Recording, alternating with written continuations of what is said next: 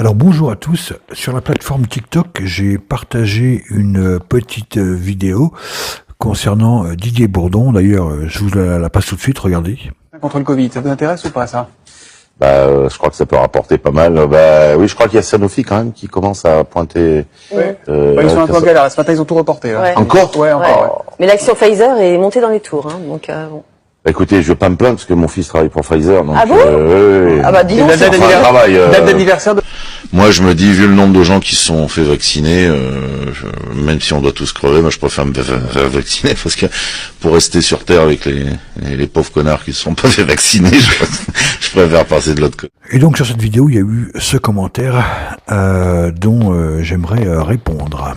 Alors bien sûr que Didier Bourdon, avec notamment Les Inconnus, moi aussi il a bercé mon enfance. À l'époque on rigolait beaucoup de ses sketchs, ils étaient super drôles, etc.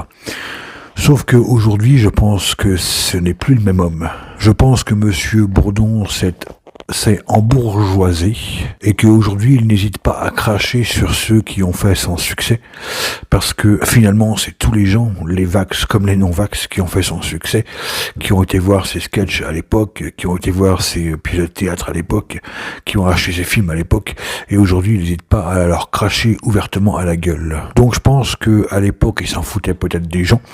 À l'époque, ce qui pouvait se passer au gouvernement, ça pouvait effectivement l'intéresser, parfois l'énerver, comme quand ils ont fait leur clip qui rappe tout. Sauf que avec le temps, Monsieur Bourdon s'est embourgeoisé aujourd'hui, voilà. D'ailleurs, dans la séquence, on voit clairement, hein, il le dit clairement, ça peut rapporter pas mal d'argent. Alors peut-être, moi j'ai pas vu, hein, personnellement, moi la séquence où il s'est excusé plus tard, je ne l'ai pas vu, je ne l'ai jamais vu cette séquence-là, je ne sais pas d'où elle sort, mais en admettant qu'elle existe vraiment et qu'un jour il s'est vraiment excusé par ses propos, pour avoir tenu ces propos-là, c'est trop facile. C'est trop facile et je pense qu'il faut arrêter de prendre les gens pour des cons. Je pense qu'il faut arrêter d'être naïf.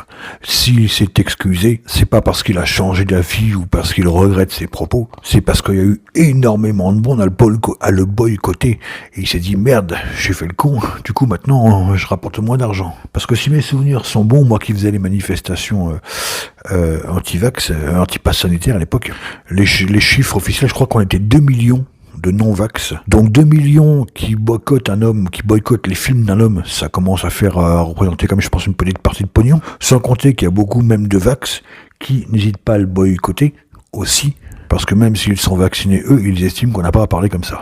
Donc ça va faire quand même au minimum 2, peut-être 3 millions ou plus de gens qui le boycottent. Donc forcément, ce con-là, il a dû se dire, merde, il gagne moins d'argent du coup, merde, je vais présenter mes excuses, je vais faire style, hein, comme ça, les gens reviendront vers moi et retourneront voir mes films. C'est un peu trop facile. Hein. Et donc en plus, alors moi je suis un non-vax, moi j'ai reçu 0 dose, hein, sur le Covid, là, 0 dose, pour des raisons qui me seront propres. D'ailleurs, au cas où ça intéresse vraiment quelqu'un de savoir pourquoi moi j'ai 0 dose, il peut aller voir la vidéo que j'ai faite qui s'appelle « La médecine en France ». Il comprendra parfaitement mes raisons. Donc cette vidéo-là, elle est disponible sur YouTube, sur TikTok. Et surtout, moi je me souviens et j'ai pas oublié. J'ai pas oublié à quel point on était traités, nous, comme des merdes. Mais vraiment comme des merdes. On nous refusait tout. On n'avait pas le droit d'accéder aux piscines. On n'avait pas le droit d'aller au bar, pas le droit d'aller au restaurant. On n'avait même pas le droit de rentrer dans les mairies s'il fallait faire des papiers ou quoi aux caisses. On était traités vraiment comme des parias. Tout le monde nous accusait d'être responsables. On avait des journalistes qui disaient carrément qu'il fallait venir nous chercher chez nous avec les gendarmes et nous vacciner de force. Téléphonez et on vous vaccinera de force. Moi, je vous ferai emmener par 2 policiers au centre de vaccination. Parfaitement. J'espère que t'es pas sérieux. Je suis très sérieux. Il faut aller les chercher avec les dents.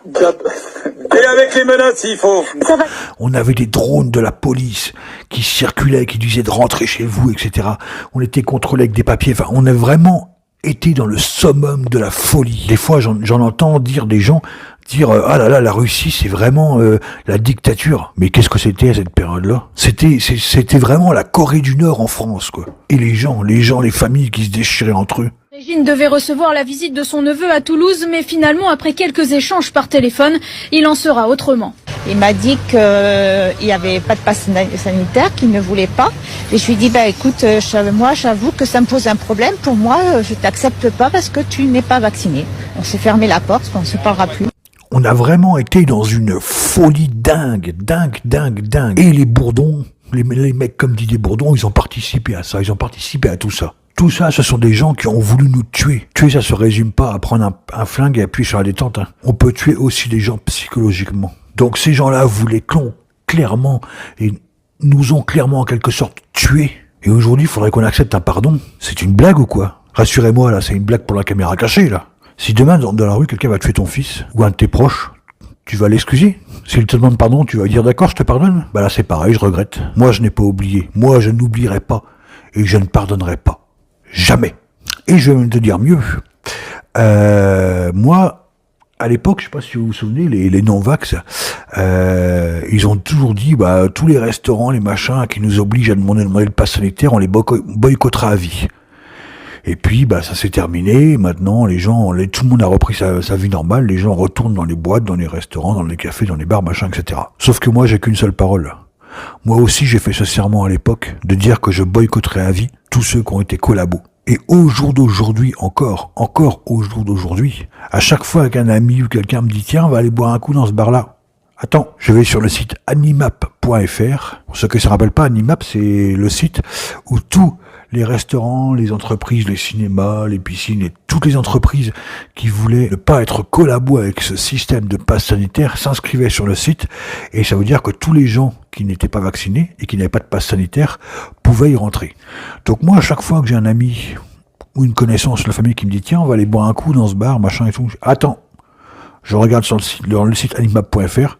Si le bar en question est référencé sur animap.fr, puisque le site animap.fr existe toujours, et tous ceux qui étaient, tous les établissements qui s'étaient recensés sur le site à l'époque, ils sont toujours dessus. Donc moi je regarde. Si le bar en question est référencé sur le site, ok, pas de problème, je vais boire un coup. Par contre, si le bar en question n'est pas référencé sur le site, ah non, moi je rentre pas. Moi je rentre pas dans ce bar-là. Je n'ai qu'une parole, je boycotte à vie les collabos. Alors attention. Ça m'est déjà arrivé de rentrer dans un bar qui n'était pas référencé sur le site animap.fr. Mais c'est parce que ce bar en question, les propriétaires ont changé. Ça a changé de propriétaire. Et donc, je ne veux pas me permettre de juger des nouveaux propriétaires qui, à l'époque, n'ont pas pris ce genre de décision. Donc non, que ce soit Bourdon ou les établissements, etc., ni oubli, ni pardon. Vous nous avez traités comme des parias. Vous nous avez traités comme de la merde. Et aujourd'hui, il faudrait qu'on pardonne. Ça va pas bien la tête là-dedans ou quoi? Jamais je n'oublierai, jamais je ne pardonnerai. Voilà, c'est tout. C'était le message du jour. Salut à tous.